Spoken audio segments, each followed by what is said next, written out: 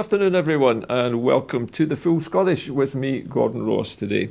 And joining us on the programme, our two guests this afternoon are, first of all, Sandra White, who is, of course, the MSP for Glasgow Kelvin. Welcome back to the programme. How are you doing? I'm fine, Gordon. Thank you very much for inviting me. You're welcome, Sandra. We'll be talking to Sandra later on. Also joining me this afternoon in the studio is Paul Whitehouse, who is, of course, Wheelhouse. I beg your pardon. I'm getting my Whitehouses and Wheelhouses mixed up there, Paul. Anyway, Paul is the Minister for Energy, Connectivity and the Island. So welcome to the programme, Paul. Thank you. Thanks for inviting me along. Okay, we will be talking very shortly after, first of all, a quick update on the coronavirus. And as of 2 o'clock today, there have been 397 new confirmed cases of COVID-19.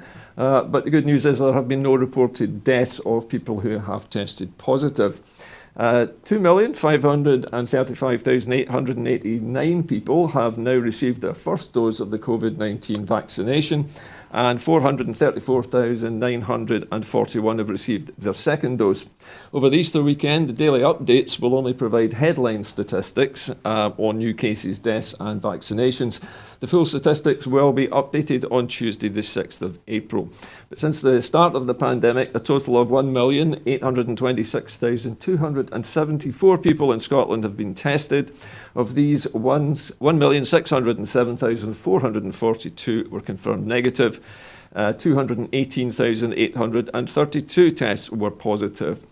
There are 7,610 patients who have tested positive have sadly died from their illness in Scotland. Now to today's basic roundup, first of all, of the election news. And the First Minister's Easter message was published today. And in it, she praises the work of Christian organisations throughout the pandemic and says that the work of Christian organisations has been amazing throughout the pandemic and has helped many people in trouble, and people of all Christian faiths have come together to help those vulnerable people in our society. And the First Minister has said that she wanted to take the opportunity to thank them for their service and to wish all Christians across Scotland a happy Easter. Now, let's start the conversation rolling. Sandra, let me come to you first of all. The work of Christians and Christian organisations often goes unrecognised and unrewarded, doesn't it? Because many Christian groups are not seeking that kind of publicity. But these groups have made huge sacrifices in helping many people in need during the COVID crisis. Are religions in general, do you think, Sandra, often portrayed by the media as being too divisive, and we're not hearing enough about the good work that they do? Well, sometimes, depending on what newspaper you read, I suppose they tend to sometimes say that various religions are divisive. But, to be a Christian, you don't really need to belong to any particular religion at all. To me, being a Christian is about doing good and looking after other people. I don't belong to a particular church or anything else, but I do think I'm a Christian because I believe in that. I think what you said at the beginning, Gordon, was correct there. Christians overall have been doing this work throughout many, many years. And obviously with COVID, it's had to be, up at the top of that agenda. We see more and more of the work that they actually do, considering in regards to even food banks or going visiting people. There's so much done which goes under the radar because it is part of their daily lives. And I think that's a big difference. And whilst it's great to highlight the fact that this has been happening on a huge scale throughout Scotland and throughout the world as well, actually, it goes on every single day. It's just that this is part of their normal life. And to say that they wouldn't want recognition is perhaps being a bit unkind, but they don't seek it. That's Yes. what I mean. They don't seek recognition. They do it on a daily basis. It's just that it's completely been, obviously overtaken by COVID, and you now see more and more groups growing up, because of their Christian beliefs, and that's why I think it's been a fantastic thing for everybody, all of the voluntary groups, which in amongst them are Christians and non-Christians as well. Okay. Thank you, Sandra. Paul, if I could bring you into the conversation here. I was going to say that that many religions have also been working hard during the pandemic. I think particularly I was reading the other day about the amount of work done by the Sikh religion in helping to feed people through the pandemic. Do you think perhaps that the COVID pandemic has actually brought organised religions together in a way that previously hasn't happened? It's a good question, Gordon. I think one of the things we do know is that this pandemic has placed enormous stress on people in terms of their mental health, their well-being, and I think religions have played an important role to people. That I know their faith, if you like, has played an important role. I know for individuals in coming through what has been an extremely stressful year. So there's that element I think that perhaps doesn't get recognised very often, whether it's those who are of the Sikh faith or those who are Christians, as we're talking about today, Easter. Yeah. So I think that's very important. As Sandra says, there's a lot of really good work going on across the country, below the radar perhaps, in terms of the kind of activities in terms of collecting food for food banks or helping more vulnerable people in the community to cope with this.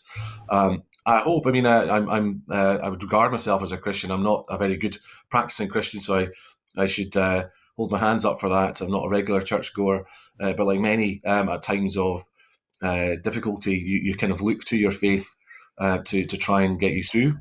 And so I think hopefully there will be a positive for churches once the restrictions ease and congregations can come back to their full strength. That perhaps they will see a return of people who perhaps not participated for some time in their practicing the religion, whether that's Sikhs, and you're right to say they've done some tremendous work, or the Islamic community, Yes. other faiths. And I think it's been really good to see across Scotland people coming together and pulling together as communities, and faiths have been really strong parts of that. Of course, I omitted to mention also in my previous comments there the fact that many Muslims, in particular, I'm thinking of a family who recently featured on the TV news, whose corner shop was supporting people with food packages and looking after the local neighbourhood. So what I'm saying, or what I'm seeing here, is that the COVID pandemic, as I say, seems to have brought all the religious groups together, but not just the organised religions, because we know, obviously, that people have not been able to practice their faiths in the same way. They've not been able to worship in large groups. Do you think that the message of Easter, Paul, of hope for the future is somehow appropriate just at this moment in time as we're coming out of the pandemic? We're beginning to see some hope on the future, for the future. Yeah, I mean, I'm sure Sandra would say the same. I mean, another political candidates, all parties who are going around the doors and not canvassing at the moment, but knocking leaflets through letterboxes. You see the painted stones on the doorsteps, which are obviously using the rainbow symbol for the NHS, and usually accompanied with the word hope. So whether you're religious or not religious, I think everybody is looking out for hope at the moment, and we're seeing, obviously, perhaps the light at the end of the tunnel with the great figures you outlined in terms of number of people who've been vaccinated so far, but other measures obviously being relaxed now in terms of reopening of society and the economy. So I think people are looking for hope. They're looking for positivity. They want to know that there's, if not a return to life as we knew it, something close to that as quickly as possible. And I think religions can help in terms of giving people hope. Perhaps particularly those who are lonely or on their own. I think their faiths, and I sort of commend the kind of individuals you referred to in the corner shop who've been extremely generous and helping support their local community. That's the best of people, and I think in many of our religious communities we see the best of people coming to the fore, and hopefully it can help bring a little bit of hope to those who are on their own, to keep in touch with their local church or indeed their mosque or other institutions, to try and give them a bridge back to the hope that they're looking for. Okay, thank you, Paul. Sandra, the message of hope also carries with it the sort of promise of renewal, doesn't it? Do you think, or do you have any views on what the new Scotland should be as we emerge out of COVID? I mean, we've seen, as I've mentioned earlier, people working more together, faith groups coming together, people supporting one another at a grassroots level. Is there, do you think, a chance now for a better Scotland to emerge out of the other end of this? I think you're right in picking up on what Paul had said in regard to the fact that people who belong to a religion, a church, whatever, basically, it means such a lot to them, and hopefully that will start to open up and they can begin to go back to their congregation. But I think the message of Easter is one of hope, and that I think people realise. And for going out of COVID, we have seen people coming together, as I said previously, of all religions and none. And the community spirit has been absolutely overwhelming. So I think that's what's going to come out of COVID. The fact that people are much more aware of vulnerable people, people within their community, being nicer to their neighbours, actually looking at what's going on around them, and much more togetherness and hope. And I think that's what will come out of COVID. Obviously, it depends on, basically how Brexit pans out for the rest of the time, what government brings forward for the future. But learning from COVID, I think it's been a togetherness and looking out for people. People that didn't know their neighbours before now know them. People look out for them, and that is a great thing. The community spirit is back, and I think that's something that was lost to a lot of people, particularly if you're working long hours, people working from home now. They see much more of what's going on in their community. So the togetherness and helping others, I think that is a message which not just Easter sends out all of the time, but also from coming out of COVID as well. Okay, listen, thank you very much, Sandra. Paul, just before we leave the subject of Easter, one of the things I think is important to remember is that, of course, as well as Christian, Muslim, Sikh, and Jewish religions, the major religions that we think of normally, there are other groups in Scotland as well. I was thinking particularly of the pagans, which seem to be a religious group which has grown over the years. And also myself as a former Christian and an atheist. Do you feel that there is a new respect between all of these groups, the faith groups and the non-faith groups, for each other and the work that they're doing, a more of a connection now? I don't know, Gordon. I mean, that's the honest answer to that question. I hope there is. I think because we see all organised groups, whether they are religions or groups such as those who are humanists or atheists, playing an important role in society. I've regrettably, very sadly, lost people that I know in this pandemic, either through coronavirus or through other illnesses, and seeing their funerals, humanist ones, religious ones, bringing people together, is very important. And I do think, just to touch on the point, I think Sandra made some very excellent points in what she was saying there. We know that out of this pandemic, it's exposed inequalities and vulnerabilities in society. So we have to learn from that, whether you're religious or non-religious, and hopefully we can work together to try and make sure when we do recover from the pandemic, we build back better than we were before, fairer than we were before, and taking account of those vulnerabilities to make sure we do look after those who are not as able to cope well. I mean, I'm obviously aware of many people who have not access to digital technology, for example, and so they haven't had the benefit of these kind of conversations with friends or family, or keeping in touch with work and things like that. So whether it's in terms of hard policy, or whether just the way we interact in society and the way we look after each other, as Sandra was saying, we have to do better going forward than we have in the past. Okay, well, listen, thank you both for your comments on the subject of Easter. I'd like to move on now, if I may, to the sort of slightly less hopeful subject of elections and electioneering. And we've been looking around in the studio for various, policies, I think it's fair to say. Some parties have not announced any manifestos yet. Obviously, it's very early in the campaign. Nicola Sturgeon had announced just today, in fact, that she is planning to launch a Young Patients Family Fund to support young people and children who are in hospital by helping to support their family to be in close contact with them or beside them in hospital. The Labour Party has historically also had an interest in cancer, particularly cancer treatments, and that's become a little bit of a battleground, Paul, hasn't it, between both Labour and the SNP.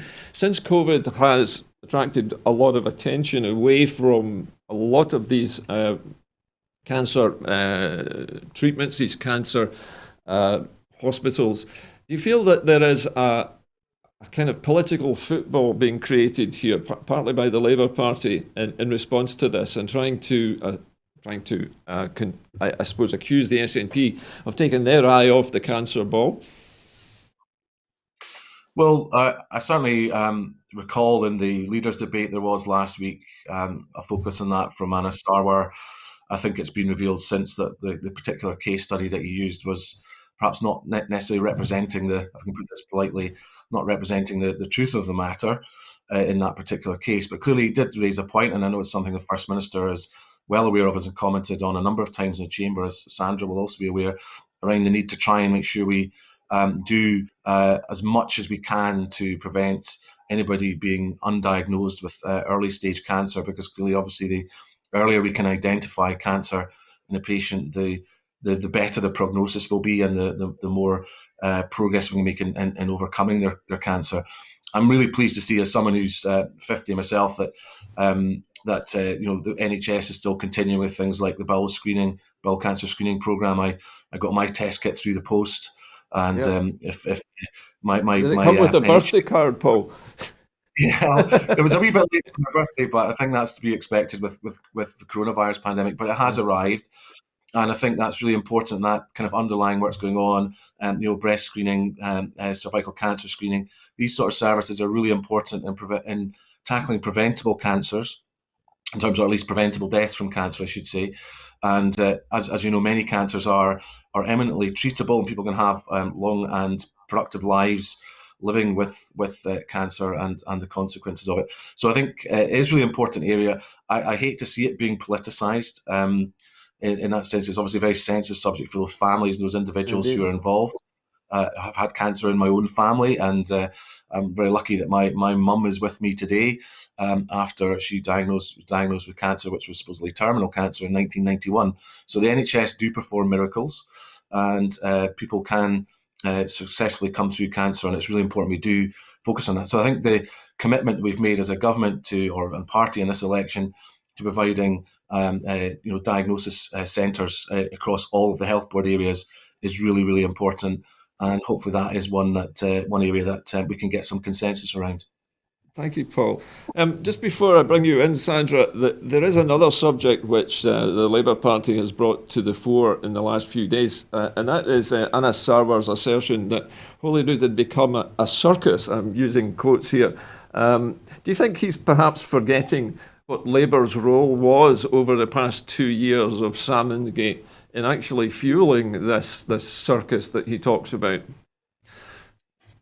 Absolutely. I mean, you asked in regards to the health service being used as a political football, and I certainly think is, particularly by the opposition parties, and it was proven that what Anna Sarwar said about the patient basically was untrue from nurses who work in that field. So yeah, I do think the health service is being used as that, and it's very sad. In regards to the situation where Labour's flagship policy appears to be that they want a whole relook at the Holyrood and the various committees and how the standards work there as well. Sometimes I feel that people who live in glass houses shouldn't throw stones, because once you start looking into it, I think you'll see that there's certain individuals that took part in some of these things, and we can't pinpoint who basically leaked some information from the committee.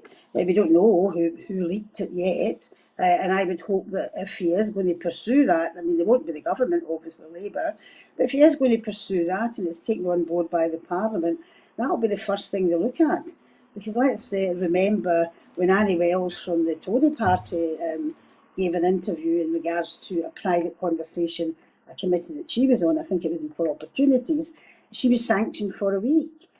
So there are sanctions there, But unfortunately, because the election's here now, and it just seemed to fall between that stool, basically, we haven't had an investigation into this. And I think if they're going to go that way, I think they should be looking to themselves and the other opposition parties as well.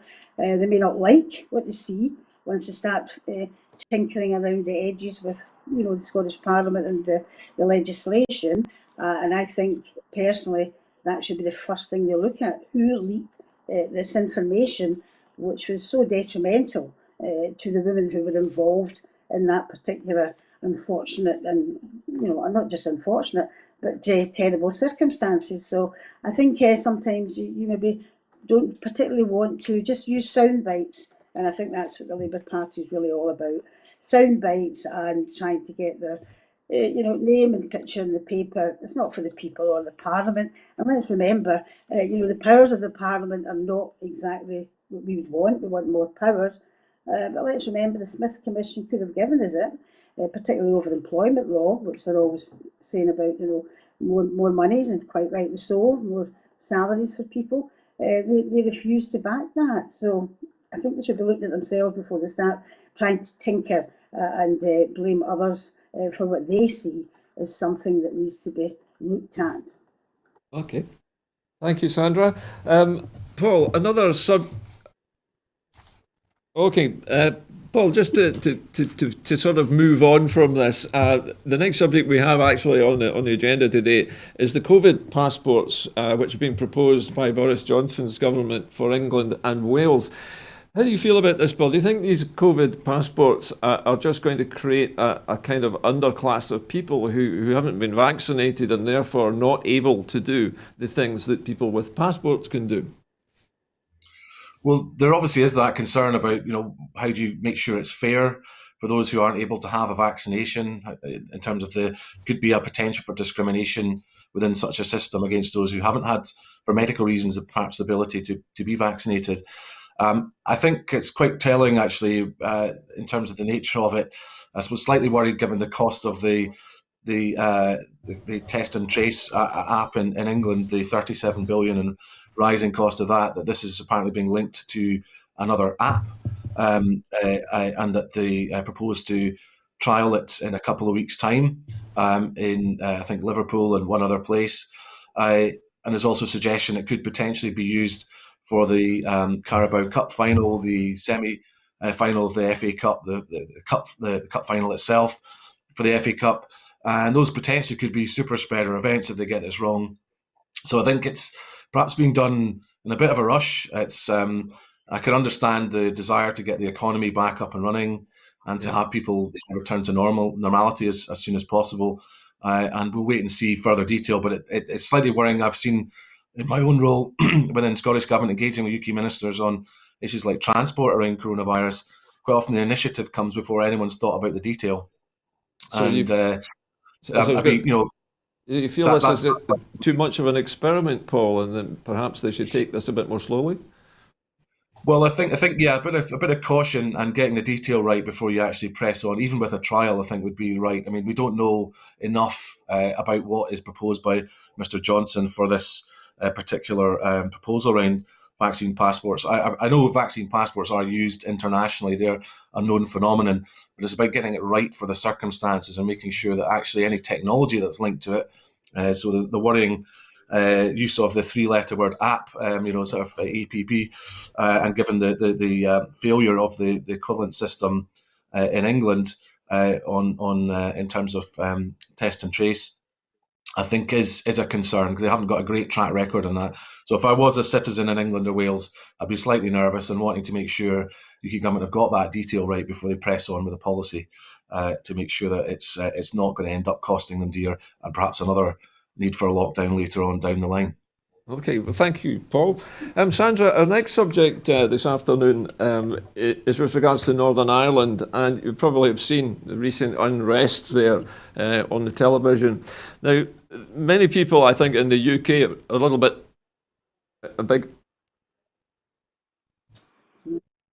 Oh, I beg your pardon. I have missed a story here. I do sorry. Apologise, Sandra. I've skipped a That's subject here all by right. mistake. I meant to say, I beg your pardon, that there have been widespread protests in England and Wales about the new bill which the Tories have passed, which give the police and the government enormous new powers to control things like demonstrations. And we also have seen on our screens last night protesters getting a lot more violent, a lot more rioting, the police being harder on them. And I think many people are somewhat mystified about what this protest is actually about. Why are they protesting in this way, Sandra? What is it about? In two words, civil liberties, Gordon. That's what it means to me. I mean, I was going to follow on from what you had mentioned before about the COVID passports. To me, that's a breach in civil liberties, and kill Again, the bill to me yeah. is falling on from these passports as well. I mean, it says that if they consider, these gatherings as being, or these protests, whatever you want to call them, as being disruptive or likely to cause disorder. Now, I wonder who's going to consider that. Is it going to be, the government? Is it going to be the police? It's very woolly about consider. But the fact of the matter is, if we hadn't had protests, women wouldn't have had the vote. There would be no trade unions. There's so many things that people are unhappy with. I mean, you've got a government like the Tory government. I really, really am very concerned about the way this Westminster government is going. When you take in the Brexit, you take in the COVID passports, and now you've got this bill. To me, it's an absolute attack on people's civil liberties. And it's got to be stopped now, because if it isn't stopped now, how far is it going to go? And I can understand the people. I mean, there was a protest in Glasgow at the steps in Buchanan Street on Saturday. I met a couple of people when I was heading out to do something else who were going there. It was peaceful. But another big worry is, you mentioned, Gordon, we've seen it on the TV. Really, the covering of these protests is not just in Bristol or in London. I mean, there's cities all over England Yeah, I've who got are a list of them protesting. here, Sandra. Yeah, Aber, and we're not seeing them. So what is this blanket blackout of people correctly yes. protesting in something that they're very concerned about? And I think it's a road which we do not want to go down, and we should be very, very afraid of the way this Westminster government is heading. Thank you, Sandra. Paul, Sandra just touched on something actually was going to be my next question. We have a list of Kill the Bill protests which have been held all across the UK, from Aberystwyth, Bath, Birmingham, Bournemouth, Brighton, Cambridge. It goes on and on. Newcastle, Northampton, Plymouth, Portsmouth, everywhere across the UK is seeing these demonstrations, and yet the mainstream media only seems to be showing us pictures from Bristol and the southwest. Why is the mainstream media neglecting to show us the widespread nature of these protests?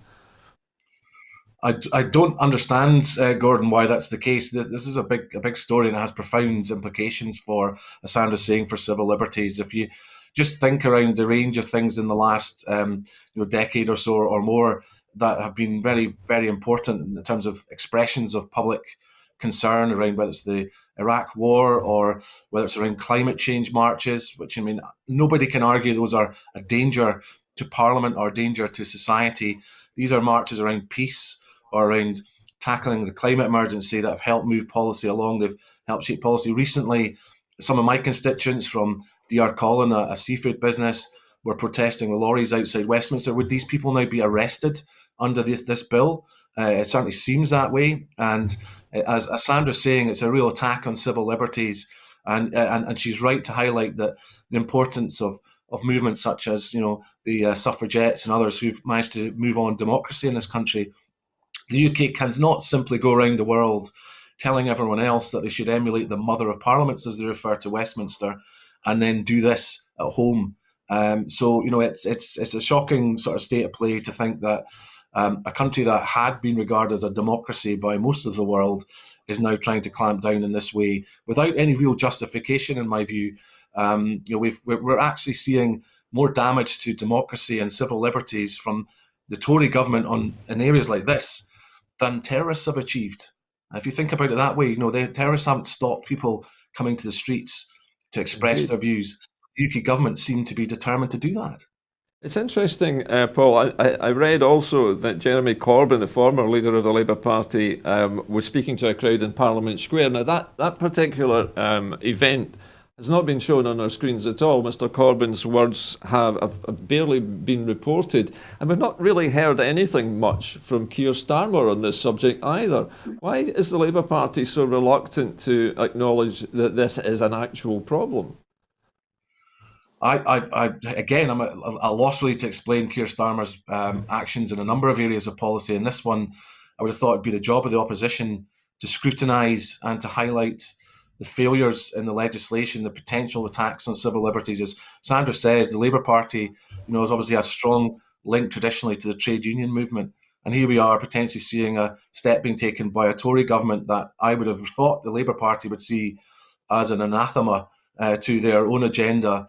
And they seem to be meekly going along with that agenda. I do think it is a real concern that the protests and the attempts by democratic elected politicians to raise concerns about this bill are not being highlighted in the media in the way, whether it's Jeremy Corbyn or others.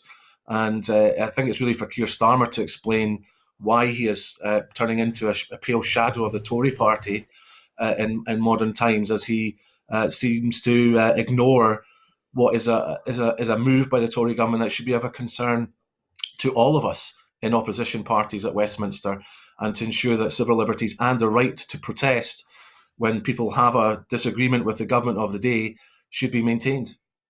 Thank you, Paul. Sandra, the minimisation of this news is worrying, isn't it? Because, up until recently, if you watch mainstream media, you would gain the impression that the only place these marches and demonstrations were happening was in the southwest of England. And yet it affects the whole of the UK. It affects Scotland, it affects Wales, it affects Northern Ireland. And yet, why are organisations like the BBC minimising the coverage of this so much? Is it political? Do you think there is a political agenda operating within the mainstream media? I think there is, maybe controversial to say, Gordon, but there was the leaked memo which says that, via the BBC, that basically they couldn't put forward anything that showed Boris Johnson and his government in a bad light. Now, I don't want to go back to the days of history, and I think we all know what I'm touching on. Yes. But, this is what happened previously. And if people didn't, as the saying goes, if you don't stand up for that, then the next thing they come for you. And that is my real worry. We have, media which are controlled. The BBC appears to be controlled. The only way you can get any decent news sometimes is from CNN or Channel 4 News, but even they're getting clamped down on as well. And that is a big worry. And once there's a conglomerate which operates and controls the media, not just the BBC but Sky News as well, Mr. Murdoch, it seems to be the road we're going down is a very, very dangerous road. And that's why yourselves at Broadcasting Scotland and other independent channels, we really need them to tell us exactly what's going on. I mean, I know you're going to come on to Northern Ireland, but, these riots have been going on for ages. Yeah, we will be talking about them shortly, Sandra. We've had no coverage of it at all. So, I mean, I would really appeal to the mainstream media, the decent journalists out there, who must be horrified as well. This is a dangerous road that this country is going down. And before we know we'll be in this void where we can't do anything, and the government will pick us up and arrest us. Well, let's hope you're wrong, Sandra, and hope that the protests are successful.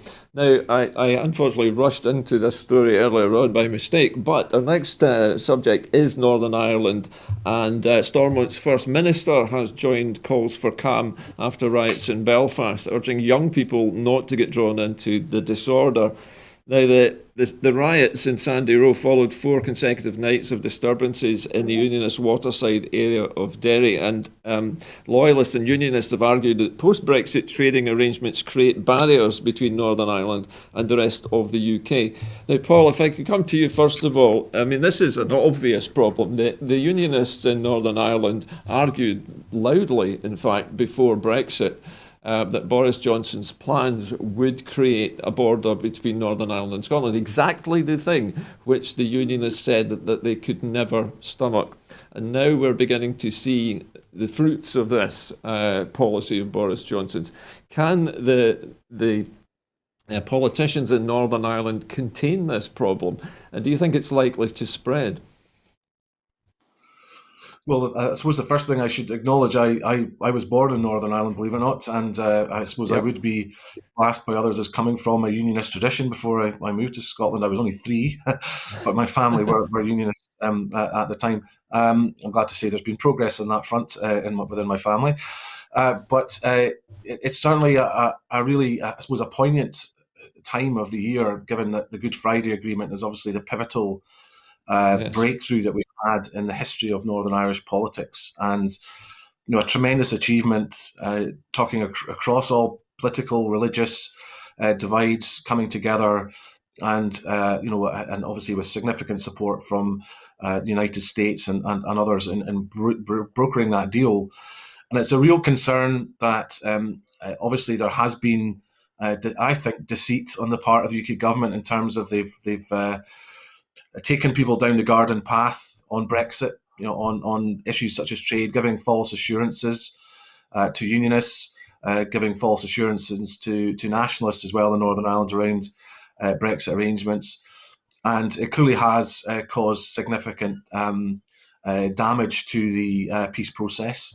I hope that, I don't normally agree with Arlene Foster on very much, but I hope there is some success with that appeal for people to be calm and to not get embroiled in troubles and recurrence of troubles in places like the waterside in Derry, because clearly that is a real concern that we could end up going back to dark times.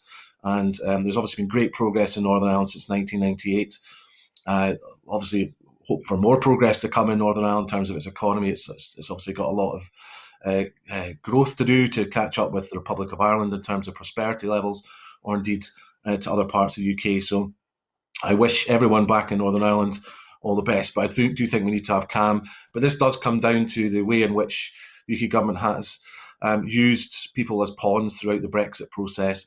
We know, of course, that Scotland's only part of the UK that didn't get anything that we as Scotland wanted. But Northern Ireland has also got great cause to be concerned with how they've been treated by the UK government through this whole process. Thank you, Paul. Sandra, sort of moving on from what Paul was saying about the process, Boris Johnson, when he negotiated his famous deal with the European Union, knew that he couldn't have a hard border re-established across the island of Ireland. So effectively what he's thought is, well, if I move the border to the Irish Sea, then there will not be a focus for a flashpoint from the Unionists. There won't be a flashpoint across Ireland.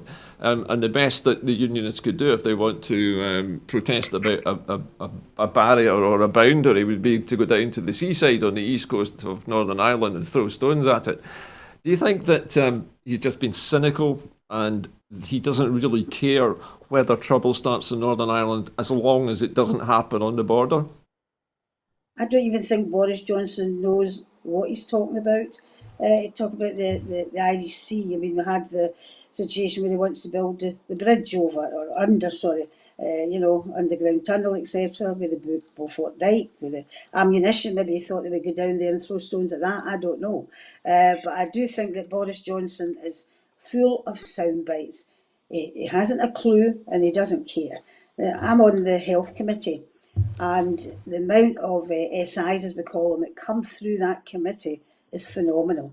And they come through that committee particularly for foodstuff and cattle, etc., to do with the health and GM crops. Now, Northern Ireland have got what they call a Northern Ireland Protocol.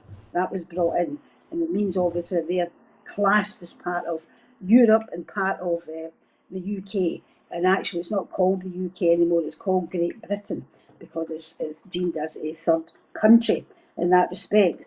So we've went through all of this. We're looking at, there are borders there. There's borders there at Cairnryan because they've got to get vets to check the livestock. They've got to get people from DEFRA to check seed stuff, etc., etc. So there is a hard border there, and we've had to look at this for maybe a year now in regards to that, and the hold up of anything coming from Northern Ireland to Britain, from the EU to Northern Ireland, then coming to Britain, is full of checks, constant checks, filling in forms. And they must have known, they must have been given advice that this was going to happen. But I mean, I know that Paul mentioned Arlene Foster, and absolutely, I mean, I come from my grandfather, and I come from Ireland as well, and we know for a fact that Arlene Foster was saying to the UK government, you know, you can't do this, you can't do that. But when it comes to this crunch, where she's calling for people calm and peace, absolutely correct.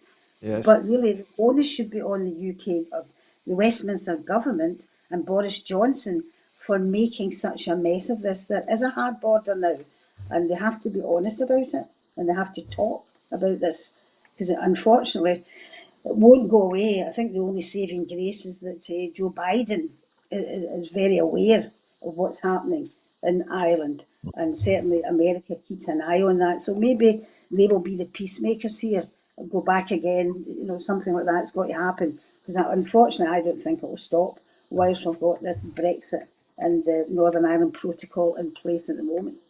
Okay, thank you. Paul, before we leave the subject of Northern Ireland, I mean, it dawned on me just while Sandra was speaking there, that the Unionists in Northern Ireland, if you want to call them the Loyalist population in Northern Ireland, has largely been left in some kind of limbo, hasn't it? Because it's neither part of the UK nor fully part of the European Union, and it has got precisely nothing it wanted out of Brexit. It wanted to remain part of the UK fully. It also wanted to have access to the European Union fully. Obviously, it can't have both of those things. Does this state of limbo, do you think, is it going to last? Will it be able to last in perpetuity, or is it going to push Northern Ireland towards reunification eventually? I think that last point is a really interesting one, because I know that there's certainly some change in sentiment amongst those who would probably have been regarded as unionists, not necessarily loyalists, but unionists in Northern Ireland previously, that they are more open to closer ties with Ireland economically and potentially politically. So I think that's a kind of a legacy, I feel like, of the mismanagement of the whole issue by Boris Johnson, who obviously makes great store in the fact he claims to be a unionist, but is clearly doing everything he can to damage the links between Northern Ireland and the rest of the UK. So I think that obviously that's a matter for the people of Northern Ireland to determine, in the same way as I would not expect folk to intrude into the politics of Scotland. It's for them to decide. But I do think it's an interesting fact that, you know, there has been a growth in sentiment towards reunification within the population of Northern Ireland. It suggests it's gone beyond the traditional nationalist community into those who are more neutral and those who regard themselves as unionists going forward. And of course, we had promises, of course, from likes of David Mundell and Ruth Davidson and various others to resign if there was any kind of break in the promises integrity, the integrity of the union in that sense. And there clearly is now a border between Scotland and Northern Ireland in that way. And obviously, they again didn't follow through on their promises to stand up for that. So I suppose that's just another sign of you can't really take anything that the Tories say at face value these days. Well, but perhaps, as Sandra was suggesting, Mr. Biden will eventually come to Northern Ireland or come to Ireland and propose something new. We'll just have to hope that something like that happens. However, the subject of Joe Biden is actually leading me directly into the next story that I want to discuss, which is, of course, Mr. Biden's £2.3 trillion infrastructure plan for the United States. Now, he's aiming to invest in huge amounts of infrastructure, including 10,000 bridge repairs or rebuilds, tearing out lead pipes for millions of people who currently get their water supply through lead pipes, and into things like broadband, clean water, the electric grid, high quality housing. This sounds actually, to me, Sandra, at least, very, very similar to what the Scottish Government is proposing to do here. Did you see similarities between the two things? Do you think Mr. Biden has... I'm not sure if he's been watching Scotland, but certainly there do seem to be parallels here, don't there? When you look at the infrastructure, implementation plan that the Scottish Government has put forward, it's talking about connectivity with transport, digital economy, that type of thing. And I suppose there is a similarity, but in the case of America, it's like 100 or 1,000 times bigger. What 2.3 billion, a trillion, sorry, you mentioned there, Gordon, and we're planning 33 billion over the next government for that. So I suppose you could say, yeah, there is a similarity in that, but in that way, every country, has to do that for the citizens. Scotland, we're very blessed with the fantastic water, absolutely fantastic water, and there are some places which still have lead piping, but not in the size that they have in America. But America is full of inequalities. We have inequalities here in Scotland and in the UK as well, but not in the scale there is in America. But yeah, I think there is, but I think it just shows you that all countries have to look after their citizens. And when it comes down to it, that's what I think Joe Biden's doing by proposing this type. Digital economy, yeah, that's in the future. I know Paul knows a lot more about the digital economy than I do, but that's part and parcel of what we're saying. The green economy, obviously, in Scotland figures, very largely. It certainly figures somewhere in the Biden proposals, but not as much, I think, as Scotland. I think we're a wee bit further ahead, maybe because we're smaller in size, I would think so, and less of the inequality in some states in that respect. But I say good on Joe Biden and congratulate him for getting to the nub of inequalities and trying to get decent infrastructure for the citizens of America. And I look forward to, obviously, the Scottish Government's plans for the next government coming into fruition in regards to digital economy, particularly for certain parts of Scotland, and obviously connectivity of transport and green energy as well.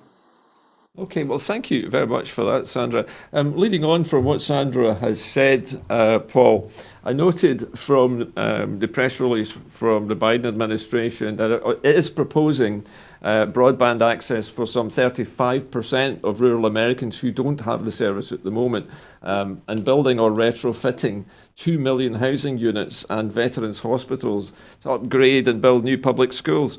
And also a thing at the bottom of this report which says £400 billion for the care economy. It just sounds so much like what the Scottish Government has been doing for years, and Americans are now beginning to catch up. Perhaps COVID has been the catalyst for this and the election of Mr. Biden. Yeah, I mean, I think there may well be a COVID aspect to this. Obviously, we're talking about a green economic recovery in Scotland as well, in terms of that's the style of recovery we're looking for, to try and combine the need to boost our economy, but also tackle the climate emergency. And clearly with COP26 being hosted in Glasgow later this year, in Sandra's home city, that's going to be a huge opportunity for us to showcase what we're doing here. The Biden administration is a breath of fresh air compared to the Trump administration in terms of its attitude to tackling the climate emergency. And you're right to highlight that in Scotland, we're obviously a smaller country in physical size compared to the United States, so the sums aren't comparable in terms of investment.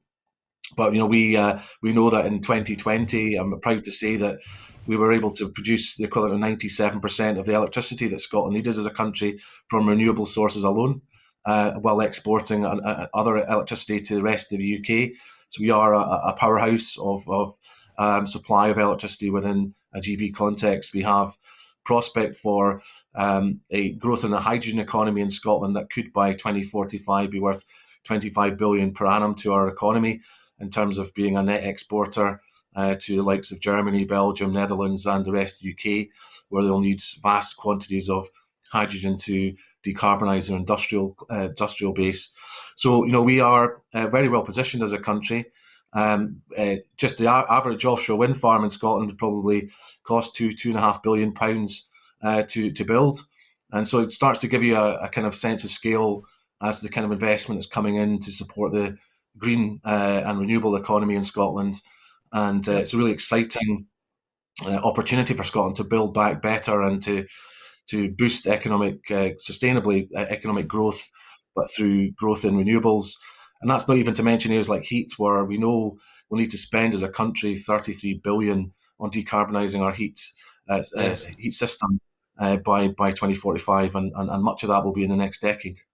Paul, I understand that the vast steps that are being taken to decarbonise Scotland's economy and also its industries. I noted from the press release from Mr. Biden's administration that there's to be a boost to electric vehicle makers of £174 billion, an investment to win the electric vehicle market by spurring domestic supply chains and giving consumers rebates to buy them. Does the Scottish government or the SNP have any plans to follow suit to try and stimulate the electric vehicle market, or even to host an electric vehicle manufacturing plant in Scotland?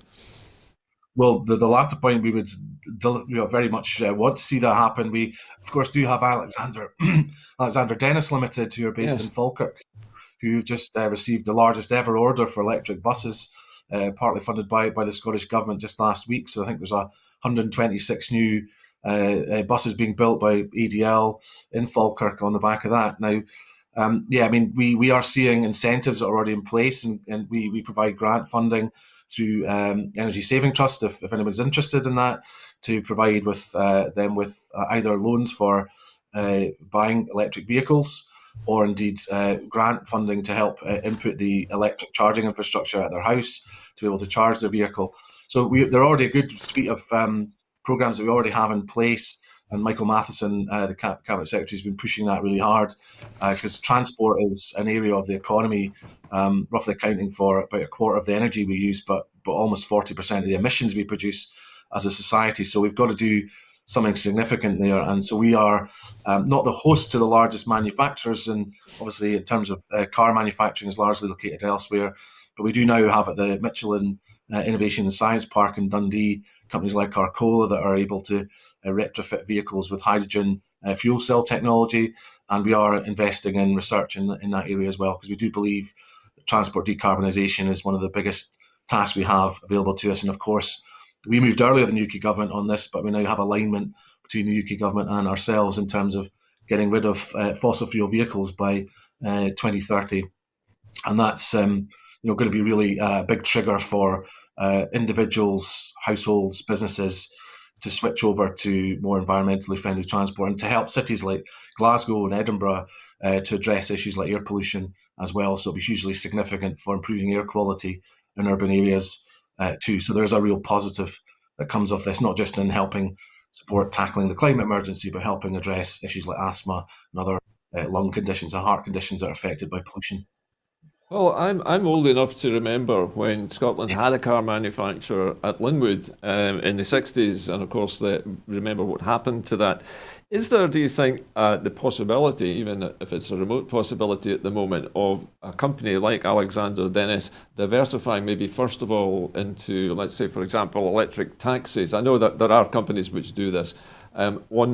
On a track to go into vehicle production for domestic cars, or are there no plans for that at the moment that you're aware of? Well, actually, I mean, there's good dialogue happening with the industry, and you're right to identify opportunities to diversify businesses into new areas. We've had a history of truck manufacturing and, as you say, further back, manufacturing of cars in plants like Linwood and previously in Dumbarton, I think, in terms of Alexandria, there's also been car Yes. manufacturing. So there are a number of reasons for us looking at, and I'm sure Scottish Development International and the Scottish Government would snap the hand off of any investor who's wanting to come in and build vehicles in Scotland. But you're right to say, can we diversify businesses like ADL? We are looking at areas like, for example, we have tens of thousands of transit van, minibus type buses, sprinter buses. It's not just the big double deckers and single deckers as we normally see, but for rural Scotland, we need to find a fleet of vehicles that can serve rural Scotland's needs and island communities where we don't need the big double deckers. So I think there are opportunities to expand manufacturing in Scotland in these areas and to find markets internationally for the product as well. So not just in Scotland. If we can take a lead, then potentially these businesses like ADL can corner a market in a new type of vehicle that maybe have a demand not just here but internationally as well.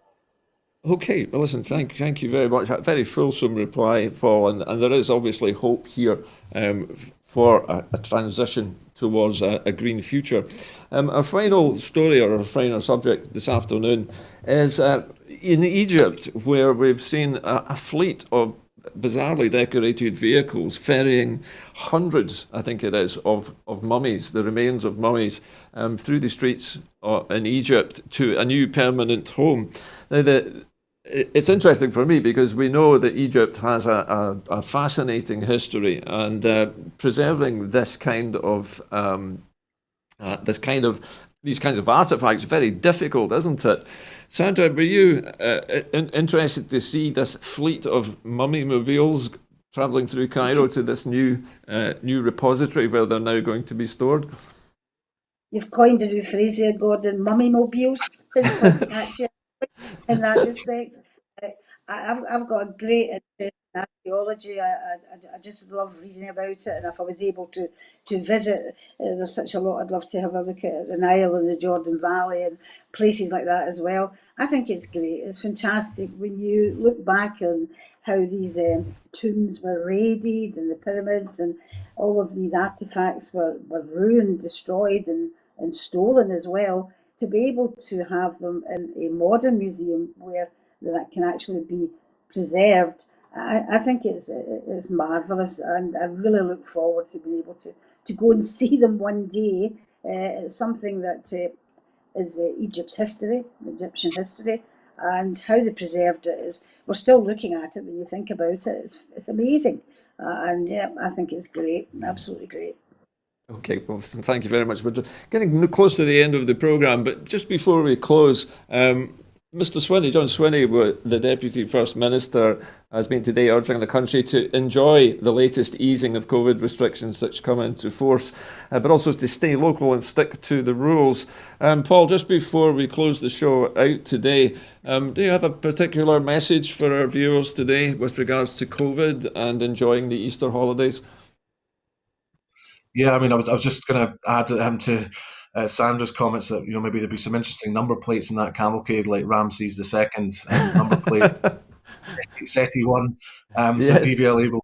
But yeah, I think it's really important. Obviously, just to as we ease restrictions, we see gradual easing, that we don't lose our concentration. Obviously, a lot of people are now had their first dose of vaccine, but there's clearly almost half the population who haven't been vaccinated at all. And we all have a responsibility to try and reduce the spread of the virus. The main worry we have is that by spreading the virus, we give oxygen, if you like, to new variants of the virus to be created, and ones that potentially might not be, the vaccine may not be effective against. So if we can keep up our vigilance at the moment, keep practicing those facts and wear our face coverings, keep the social distancing and hand hygiene so important. And let's hope that we can get through to get the whole adult population vaccinated by mid-July, and then we'll be in a much better space. So it's all onus is on us all to behave responsibly, and then we'll see that continued easing of restrictions rather than going backwards as we saw at January.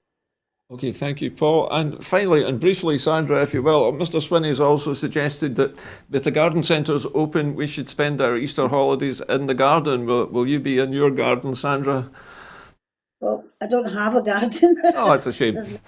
There's many flats in Glasgow that don't have a garden, but I do have a small part of an allotment in the city centre, which I have been up to the last couple of weeks when the weather permits. And it's been wonderful being able to meet up and see people there. So, if you've got a garden, absolutely enjoy it. If you don't have a garden, get out and about.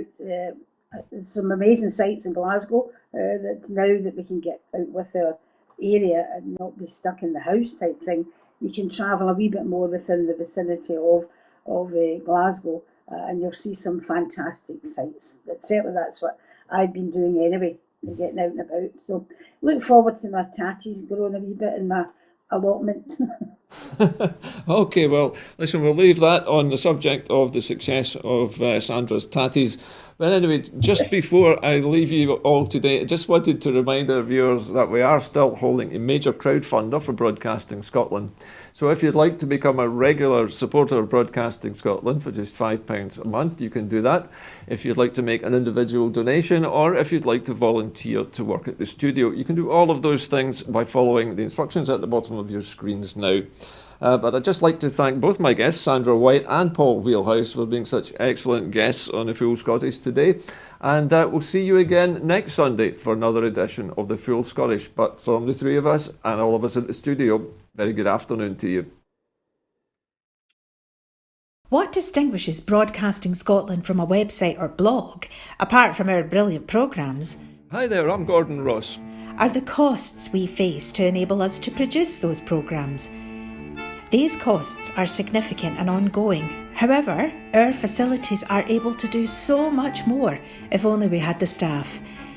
In the last year, some of our supporters have cancelled their subscriptions. In one way, we would prefer it if it was because they didn't like us,